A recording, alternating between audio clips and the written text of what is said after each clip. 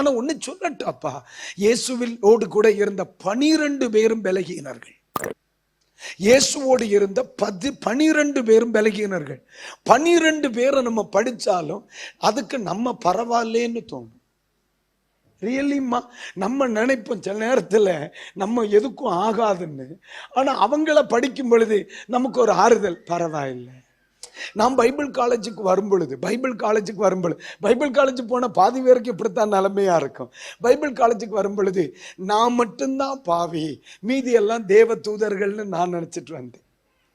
அங்க வந்து பார்த்த பிறகுதான் தெரிஞ்சு நான் மட்டும்தான் பரவாயில்லைன்னு நான் நினைக்க வேண்டிய ஒரு நிலைமை வந்துச்சு.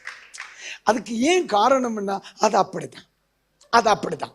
இங்க நீங்க நல்லா கவனிக்கணும். பேதுருவை நீங்க எடுத்து பாருங்க, எல்லாம் சேட்டையத்தான் பண்ணியிருப்பார். அவரை படிச்சாலே எனக்கு சிரிப்பா வரும். இந்த ஆளை நம்பி எப்படி ஆண்டவர் ஊழியத்தை கொடுத்தார் அப்படின்னு சொல்லி நமக்கு யோசிக்க தோணும். எல்லா மனிதனிடத்திலும் பலகீனம் இருந்தது. ஒன்னு சொல்லவா, பேதுரும் இருக்கிறார், யோவானும் இருக்கிறார். அலங்கார வாசல் என்று ஒரு முடவன் இருக்கிறான். பேதுருவினால் தூக்கிவிட முடிந்தது.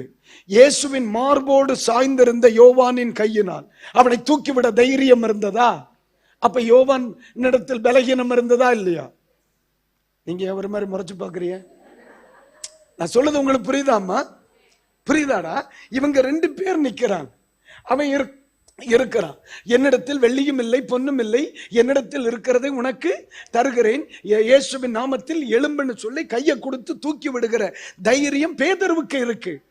ஆனா பேதுருவை விட இயேசு யாரை நேசிக்கிறார்? யோவானை நேசிக்கிறார். பேதுருவினிடத்தில் இருந்த அந்த தைரியம் யாரிடத்தில் இல்லை. அப்ப நான் கேட்கிறேன், மார்பில சாஞ்சிருந்து என்ன இளவுக்குமே? நான் சொல்றது உங்களுக்கு புரியுதா இல்லையா?